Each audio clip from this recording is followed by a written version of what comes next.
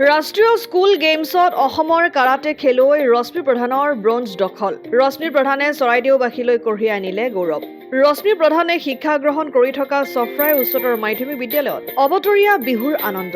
11 ডিচেম্বৰৰ পৰা 17 ডিচেম্বৰলৈ পাঞ্জাৱৰ লুধিয়ানাত অনুষ্ঠিত হৈ থকা 68 সংখ্যক ৰাষ্ট্ৰীয় স্কুল গেমছত অসমৰ কাৰাটিকা ৰশ্মি প্ৰধানে অৰ্জন কৰিলে ব্ৰঞ্জৰ পদক। ৰশ্মি প্ৰধান চৰাইদেউ জিলাৰ চফ্ৰাই উচ্চতৰ মাধ্যমিক বিদ্যালয়ৰ 8ম শ্ৰেণীৰ ছাত্ৰী।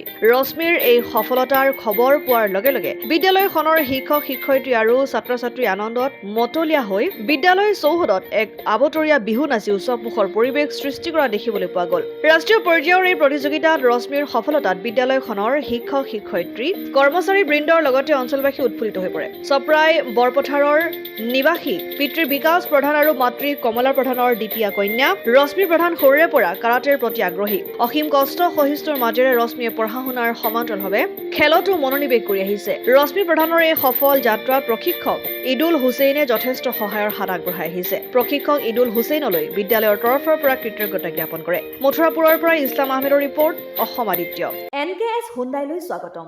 নৰ্থ ইষ্টৰ প্ৰথম GDSI 2.0 ফিচাৰ্ছ ডিলাৰ হৈছে NKS হুণ্ডাই।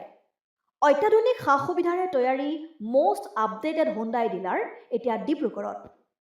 আমাৰ NKS হুণ্ডাই ডিলাৰত open sales consulted room, customer ৰুমৰ লগতে পুৰণি গাড়ীৰ এক্সচেঞ্জ ফেচিলিটিও ৰখা হৈছে। ইয়াত চেলছৰ লগতে ছাৰ্ভিচ ছেক্টৰৰ সুন্দৰ সুবিধা আছে। প্ৰয়োজনীয় সকলো এডভান্স টুলছ, হুইল বেলেন্সিং, এলাইনমেণ্টৰ অত্যাধুনিক machine, post hydraulic lift, fully ট্ৰেইনমেণ্ট পাৱাৰৰ লগতে nitrogen gas filling facility, fully automatic car washer ফেচিলিটিও আছে। লগতে NKS হুণ্ডাই ডিলাৰে কাষ্টমাৰসকলৰ সুবিধাৰ্থে মোবাইল ছাৰ্ভিচ ভেনৰো ব্যৱস্থা ৰাখিছে, য'ত হাইড্ৰলিক লিফ্ট, ৱাশ্বিং facility, wheel balancing, tyre pressure check কৰাৰ লগতে বহুখিনি সুবিধাই উপলব্ধ আছে। NKS হুণ্ডাইলৈ আহক আৰু সুবিধাসমূহ গ্ৰহণ কৰক।